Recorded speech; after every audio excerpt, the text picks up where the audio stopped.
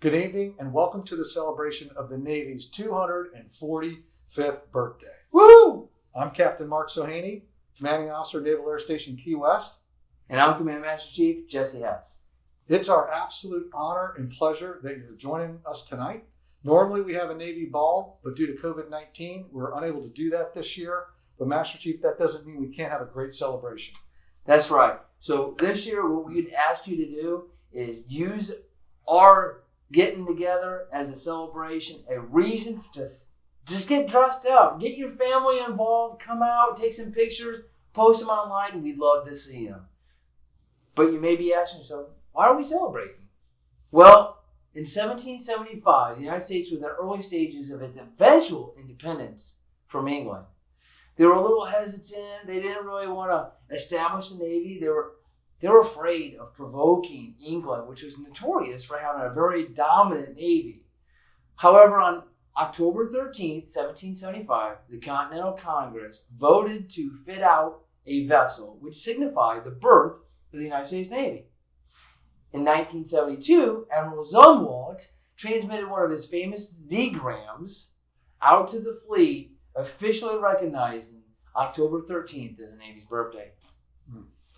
And the theme of this year's Navy's birthday is Victory at Sea, really highlighting the Navy battles in World War II in the Pacific, and there are many of them: Wake Island, Guadalcanal, Leyte Gulf, the Battle of Midway, Iwo Jima, just to name a few. And here we are, Master Chief. We're on Trumbo Point Annex at Naval Air Station Key West, and this is where all the streets here are named after pioneers in naval aviation that have had enormous impacts to not only our Navy, but our nation. Yes. And we're actually on Mitcher Drive, named after Admiral Mark Mitcher, who was the commander of the fast carrier attack force later in World War II. But early in the war, he was the captain of the newest aircraft carrier, the USS Hornet, which he commissioned on the East Coast, and then did some heavy sea trials in the Caribbean, brought the aircraft carrier around to the West Coast. And this is where he made a decision to embark Air Force B-25 long-range bombers, which had never been done before. This was the first time ever on a naval aircraft carrier. And this capability would prove instrumental in defeating Japan. And so he made his way to Hawaii, just north of Hawaii. That's where the Hornet joined the USS Enterprise carrier, along with Task Force 16. And Task Force 16 was commanded by Admiral Bull Halsey. Yep. And that's where, at that point, that task group headed to Japan, radio silence, to a launch point about 650 miles from mainland Japan.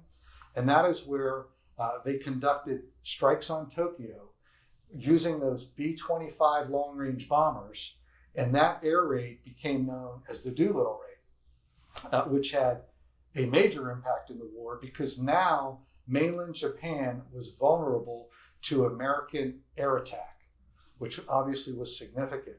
And then not about 8 weeks later, Captain Mitcher, with the newest aircraft carrier, USS Hornet, played a key role in the Battle of Midway, which is perhaps the most significant victory at sea in the history of the Navy.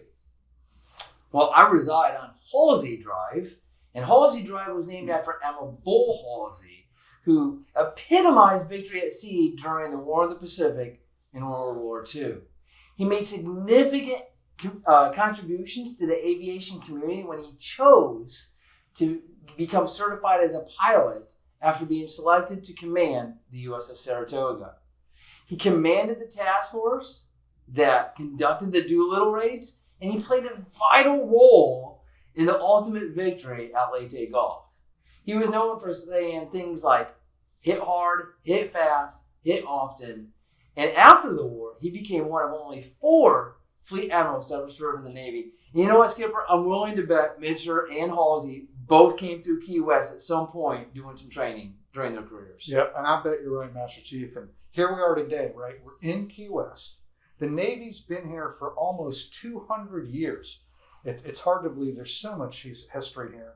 And it's an honor to serve here, and it's really an honor to serve here at a location that has where so many people have served honorably. Yes, sir. And you know what, though? Victory does come with a cost. You may have noticed the table behind us. There's a place setting, but no one is sitting. That place was set for those who have gone before us and have not returned. Let's take a moment of silence to remember those who have paid the ultimate sacrifice for our great nation. Master Chief, now that we've established why we're here and why it's so important to honor the day, let's kick off the celebration with the CNO's message to the fleet.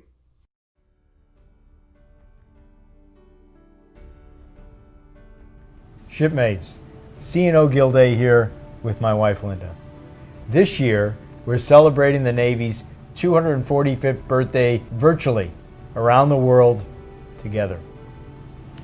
Although this year's birthday celebration may be a bit different than in years past, we can all be so proud of 2.5 centuries of tradition and the men and women who continue to build our Navy's legacy, along with honoring those family members and loved ones who stand beside them each and every day. Today, sailors stand the watch from the Western Atlantic to the South China Sea and from the High North to the South Pacific. Your Navy enables prosperity 24/7, 365 at home and abroad by helping keep the maritime commons open and free. And I promise you that our allies and our partners, as well as our fellow Americans, all sleep better because you are out there.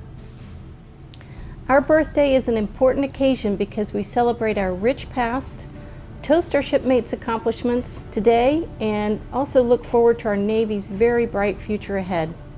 The Navy needs you to be the best that you can be, to serve others, to be courageous, and to never forget that America has a great Navy. Happy 245th birthday, Navy family. See you in the fleet, shipmates.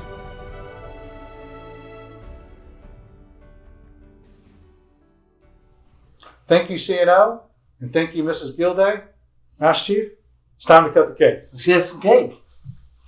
The cake is cut with a sword as a reminder that we are a band of warriors committed to carrying arms so that our nation may live in peace.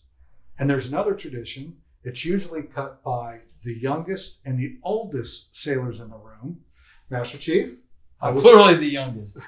I was born in the 60s. I'm the oldest, but it doesn't matter anyway because we're the only 2 sailors in the room. Let's do this. All right, let's do this. Happy birthday, Navy. Happy birthday! All right. Now that we've got the cake, it's tradition that we celebrate with a toast. So, ladies and gentlemen, charge your glasses. Master Chief, I'll do the honors. All right.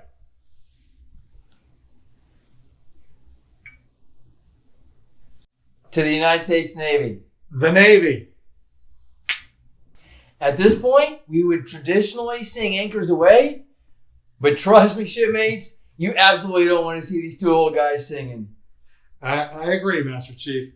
But hey, thanks for tuning in. Thanks for celebrating the Navy's 245th birthday. I look forward to your comments. Please post them. And I look forward to seeing your pictures, so please remember to post them. Go Navy. Beat Army.